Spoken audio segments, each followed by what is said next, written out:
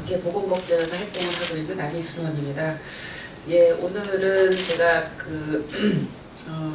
지난 3월 15일날 국가인권위원회가 아동 양육시설과 아동 청소년 그룹홈과 같은 공동 생활가정 종사자 간의 상이한 인건비 적용이 차별이라고 하는 그런 권고가 있었습니다. 보건복지부에서 오늘 그 문제를 얘기하기 위해서 이 자리에 섰습니다.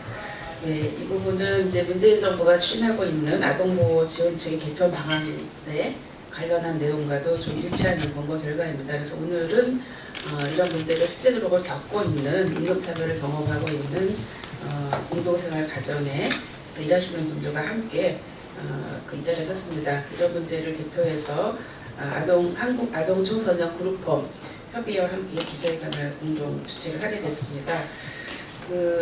사실 이제 보건복지부는 국고지원 사회복지시설에 대해서 사회복지시설 종사자 인건비 가이드라인을 만들어서 인건비 확보 계획을 가지고 있습니다만 이 부분이 굉장히 이제 너무나 그동안에 이제 격차가 좀 있었고 이런 문제들을 차별을 해소해야 되지 않느냐라고 하는 아동 청소년 그룹홈 협의회 측의 인권위 진정에 따라서 이 문제가 결론이 나오게 된 것입니다. 사실 아동 청소년 그룹홈 협의회는 전국에 약 한 480개 정도의 그룹홈이 있습니다.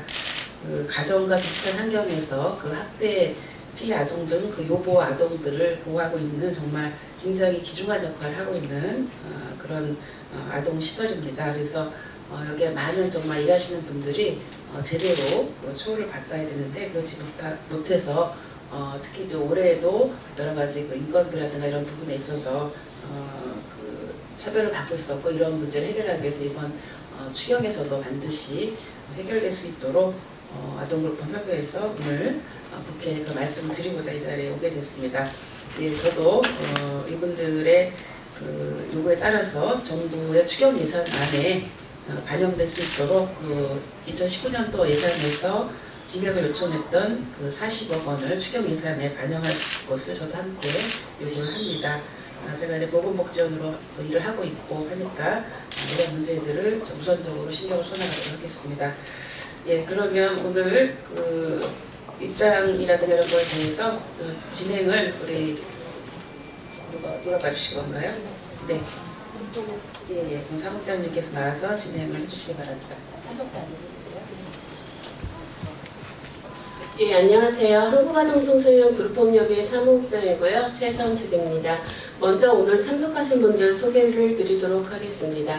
오늘 기자회견이 열릴 수 있도록 또 그리고 국회에서 보호대상 아동들을 위해 늘 애써주시는 남인순 의원님이십니다. 다음으로는 한국아동청소년 그룹홈협의회 최경화 회장님이십니다.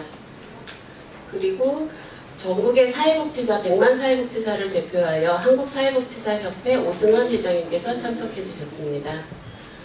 그리고 저희 한국아동청소년 그룹홈협의회 부회장님 및 서울 지역에 계신 그룹홈 원장님들이 함께 해주셨습니다.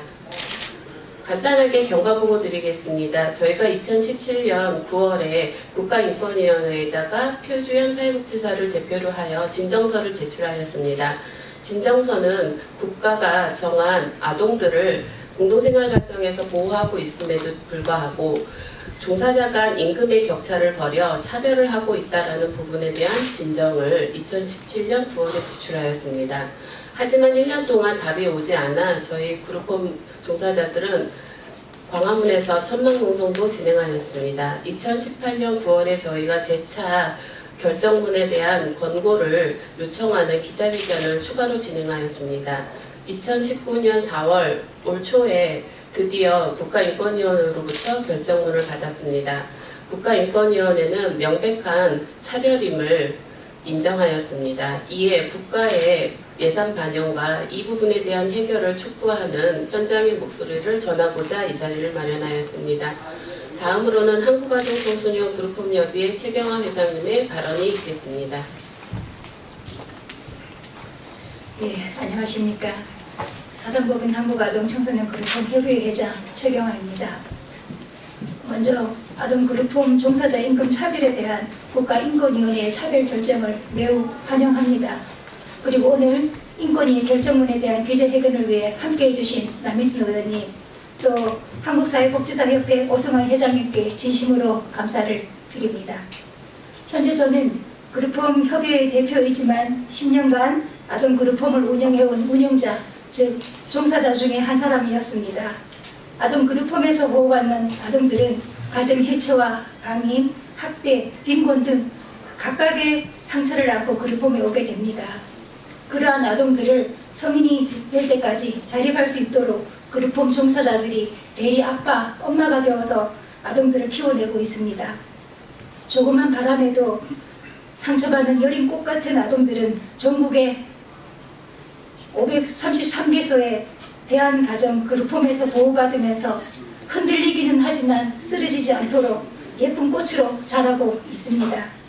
보든 꽃 쓰다듬어서 예쁜 꽃들을 지켜주는 아동 그룹홈 종사자들을 최저임금 수준의 급여를 받으면서도 아직까지 현장을 지키고 있습니다.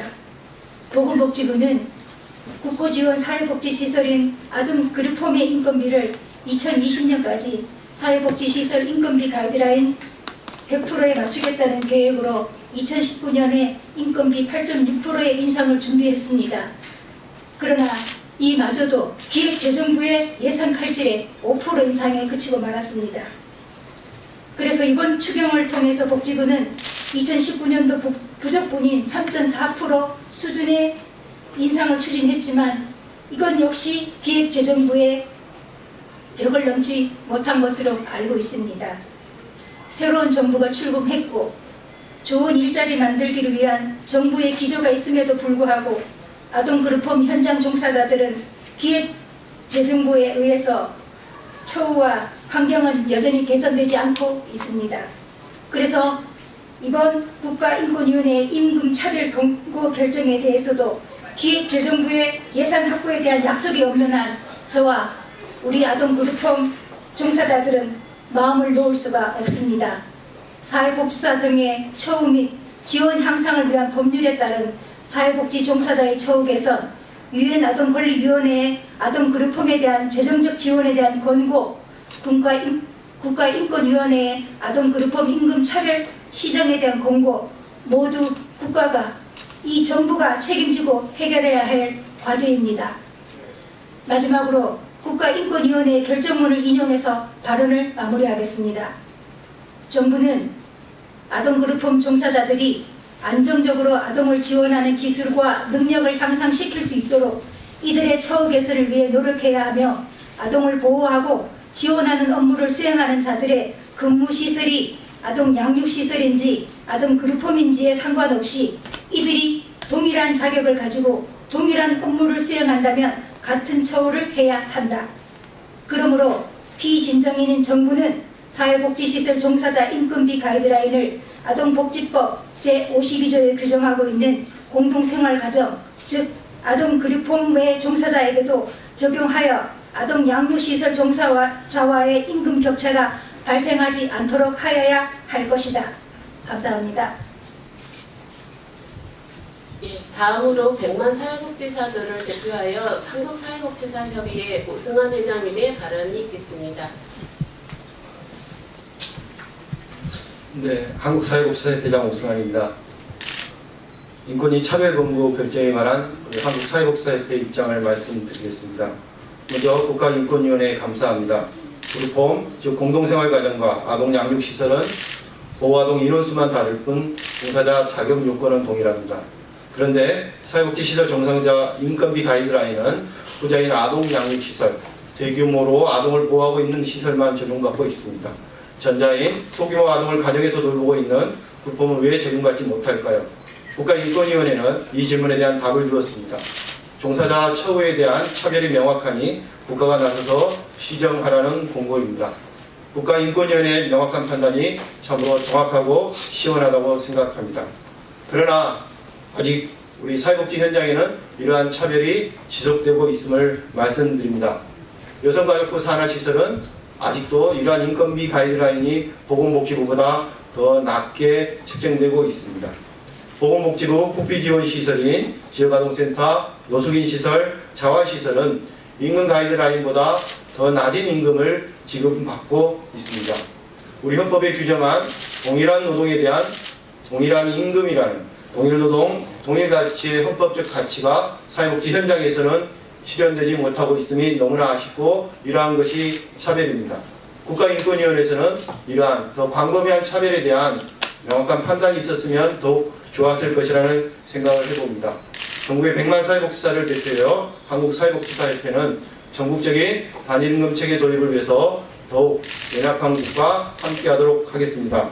특별히 6월 14일 장중체육관에서 일반 사회복지사와 함께 사회복지 정책 결의회를 통해서 이러한 전국적인 단일임금 체계 도입을 위해서 더욱더 노력하겠다라고 말씀드립니다. 감사합니다. 예, 마지막으로 한국아동청소년그룹협의회 이상윤 회장님께서 성명서를 낭독해 주시도록 하겠습니다.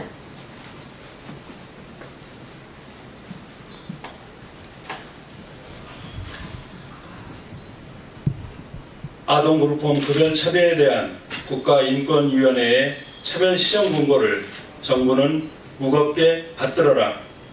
문재인 대통령은 2018년 5월 1일 노동의 가치와 존엄은 바로 우리 자신의 가치와 존엄임을 말하였다.